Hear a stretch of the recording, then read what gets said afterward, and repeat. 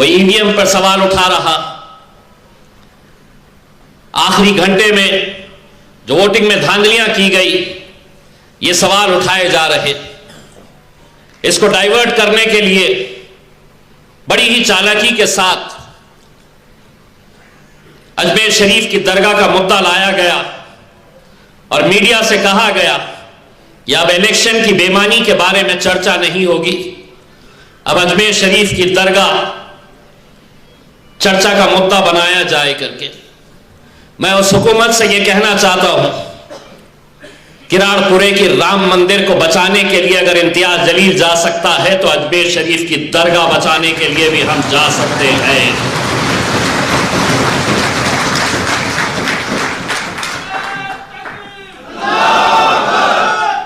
यकीनन हम जिस मजहब से ताल्लुक रखते हैं, मायूसी कुफ्र है। हमें हिम्मत नहीं हारना है, हमें हमारे हौसलों को बुलंद रखना है, पूरी हिम्मत के साथ आगे बढ़ना है। यकीनन आने वाले वक्त में कॉरपोरेशन के इलेक्शंस होने वाले हैं। लोगों के अंदर इस बात का गुस्सा है कि किस तरह तमाम सियासी पार्टियां एक साथ मिलकर आ जाती है मजलिस को गिराने के लिए। वो गुस्सा इंशाअल्लाह आने वाले 2-3 महीनों के अंदर जब कॉरपोरेशन के इलेक्शन रहेंगे, आपको मुत्तहिद होकर एक ताकत बनकर मजलिस के साथ खड़े रहना है। और मैं भी एक बात का एतराफ करता हूं, कोई भी उम्मीदवार इस भरम में ना रहे, ये सोच अपने दिमाग से निकाल दे कि अगर इम्तियाज जलील को 91,000 वोट मिले हैं, नासिर सिद्दीकी को 80,000 के करीब वोट मिले हैं, तो ये हमारे वोट नहीं है, ये बैरिस्टर असदुद्दीन अवैसी और अकबरुद्दीन अवैसी साहब के वोट है।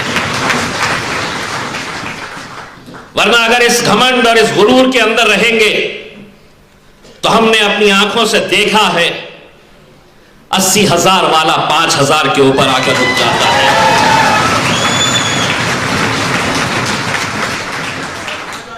ये मोहब्बत यकीनन असद साहब, अकबर साहब जिस तरह की मेहनत दोनों भाइयों ने मिलकर पूरे महाराष्ट्र के अंदर की, हम असद भाई पूरी आवाम की तरफ से आपका तहे दिल से शुक्रिया अदा करते हैं।